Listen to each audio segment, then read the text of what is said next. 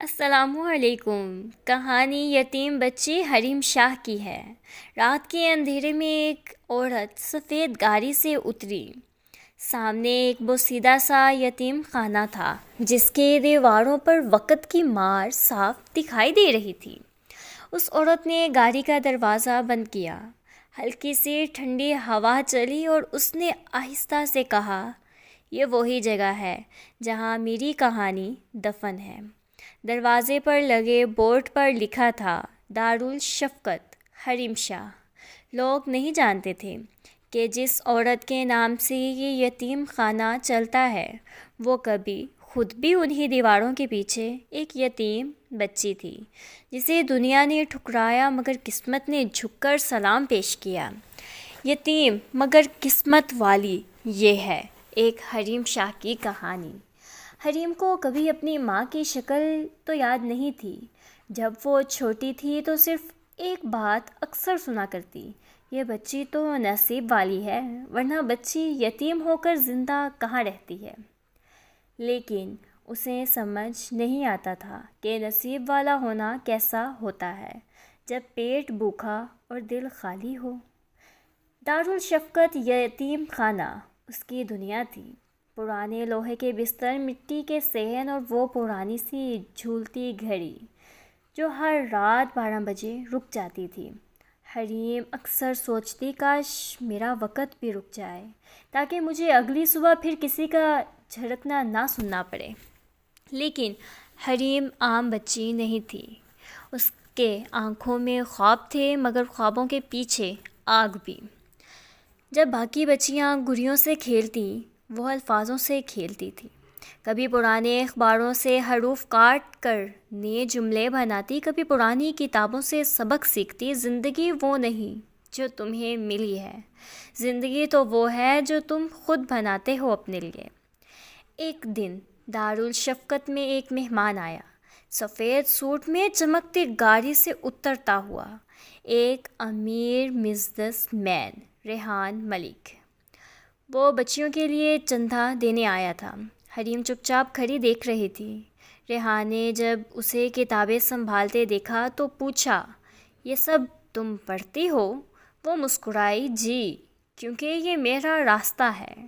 وہ جملہ ریحان کے دل میں اتر گیا۔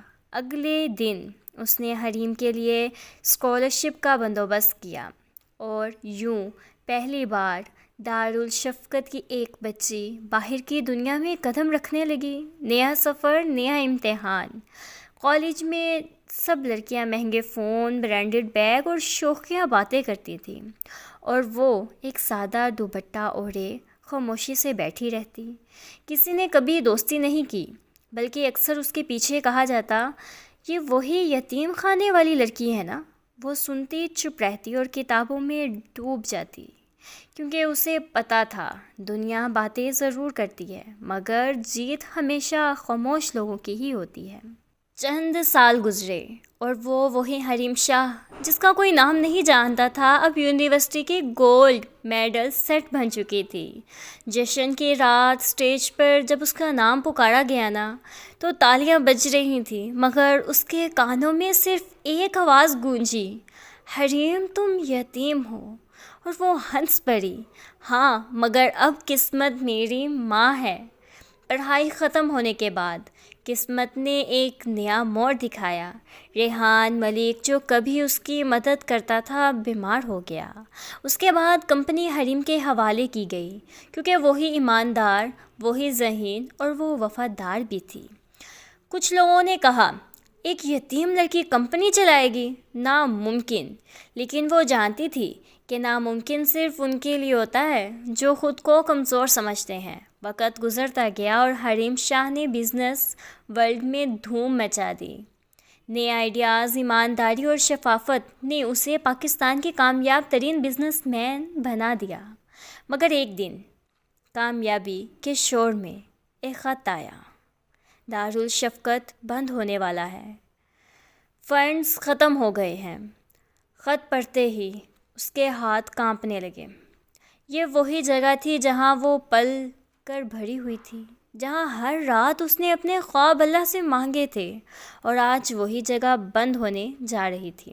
اگلی صبح حریم اپنی سفید گاڑی میں وہاں پہنچی. وہی در و دیوار، وہی پرانی گھڑیاں اب بھی رک چکی تھیں. وہ اندر گئی، ہاتھ سے دیوار چھوئی اور آہستہ سے بولی، اب یہ جگہ کسی اور بچے کے لیے بند نہیں ہوگی، کیونکہ اب یہاں کا ایک بچہ واپس لوٹ آیا ہے. چند دن بعد پورے شہر کے اخبارات میں خبر چھپی، حریم شاہ یتیم بچوں کے لیے نیا دارالشفقت کھولے گی، جہاں تعلیم، عزت اور محبت سب مفت میں دیا جائے گا. اور یتیم بچیوں کو سکھایا جاتا تھا کہ یتیمی کوئی کمزوری نہیں، یہ تو اللہ کا وہ خاص امتحان ہے جو صرف بہادروں کو ہی دیا جاتا ہے. رات کی آخری پہر جب حریم اپنے دفتر میں بیٹھی پرانے فائلز دیکھ رہی تھی، ایک چھوٹی بچی دروازے پر آئی. آنٹی، آپ بھی یتیم تھیں؟ حریم مسکرائی. ہاں، اور اسی لیے تم سب کا درد سمجھتی ہوں. بچی بولی، پھر تو اللہ نے آپ کو بہت پیار دیا ہوگا. آنکھوں میں آنسو آ گئے اور وہ آسمان کی طرف دیکھ کر بولی، ہاں، اس نے سب کچھ دے دیا، سوائے ان کے جنہیں میں بچپن میں یاد نہیں رکھ سکی. اور اسی لمحے باہر کی گھڑی جو ہمیشہ رک جاتی تھی اس رات چلنے لگی، جیسے وقت خود کہہ رہا ہو اب کہانی مکمل ہو گئی ہے. حریم شاہ، وہ لڑکی جو یتیم خانے سے نکلی لیکن دلوں کی ملکہ بن گئی. دولت اس کی پہچان نہیں بنی، بلکہ اس کی پہچان بنی رحم، محنت اور صبر.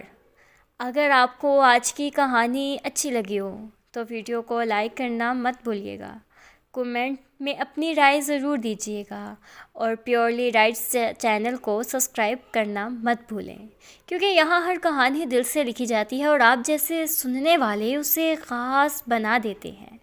ملتے ہیں بہت جلد ایک نئی کہانی کے ساتھ. تب تک کے لیے اللہ حافظ، اور دعاؤں میں یاد رکھیے گا. شکریہ.